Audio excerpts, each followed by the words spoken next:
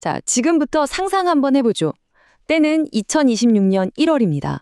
한 남자가 인류 역사상 최초로 조만장자가 되기 바로 직전이에요. 그런데요, 이건 그냥 돈이 엄청 많다, 이런 단순한 부자 얘기가 아닙니다. 한 사람의 어떻게 보면 좀 기이한 세계관이 어떻게 현실 자체를 만들어가고 있는지에 대한 이야기죠. 바로 이 문장입니다. 가장 흥미로운 결과가 가장 일어날 법한 결과다. 이게 무슨 말일까요? 언뜻 들으면 좀 아리송하죠. 근데 바로 이 말이 최근 일론 머스크의 부와 권력이 말 그대로 폭발적으로 성장한 그 배경을 이해하는 핵심 열쇠라고 할 수 있습니다. 자, 그럼 지금부터 한번 제대로 파고들어 보죠.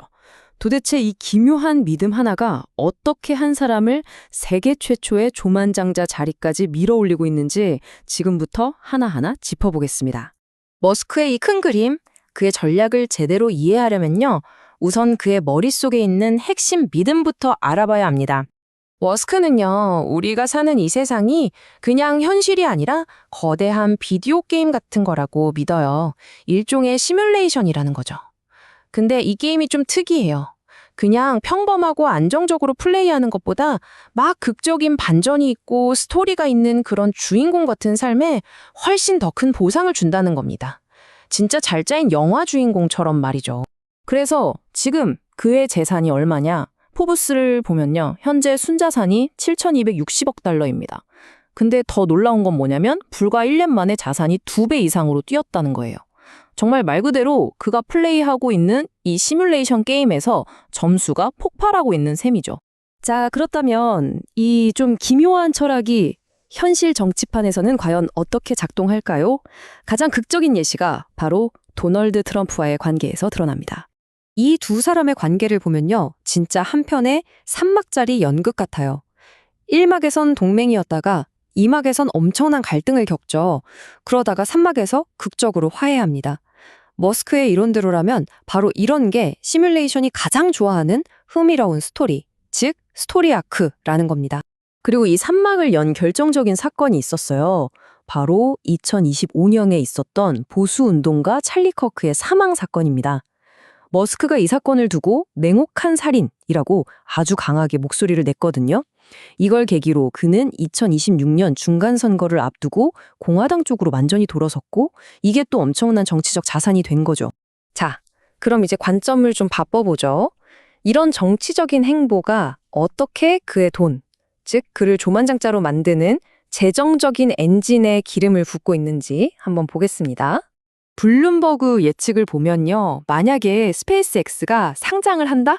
그럼 기업 가치가 무려 1조 5천억 달러에 이를 거라고 합니다. 우리 돈으로 하면 거의 2천조 원이에요. 이게 바로 머스크의 자산을 기하급수적으로 늘려줄 가장 강력한 한방인 거죠. 이것뿐만이 아닙니다. 예전에 델라웨어 법원에서 막혔던 게 있었거든요. 2018년에 받기로 했던 테슬라 보상 패키지인데 이게 판결이 뒤집히면서 약 1,390억 달러를 받을 길이 다시 열린 겁니다. 자, 여기서 끝이 아니죠.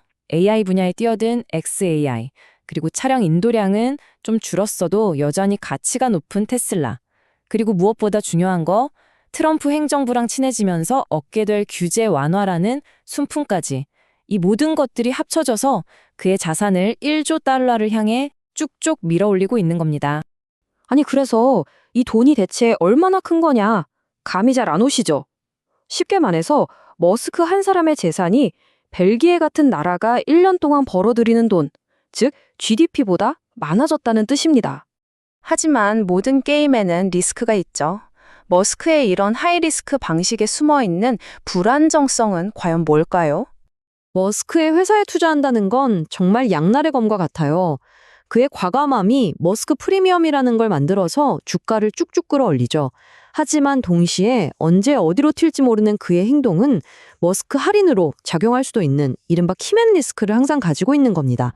자, 이제 슬슬 마무리를 해보죠. 이 모든 상황을 종합해보면 우리는 여기서 뭘 읽어내야 할까요?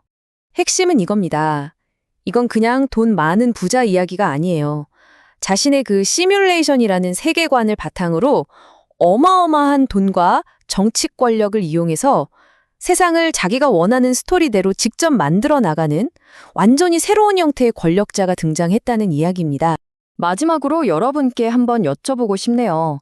만약 여러분이 이 거대한 시뮬레이션 게임의 주인공이라면 머스크처럼 아주 드라마틱한 삶을 선택하시겠어요? 아니면 좀 평온한 삶을 선택하시겠어요? 정답이 있는 질문은 아니지만 한 번쯤 생각해 볼 만한 문제가 아닐까 싶습니다.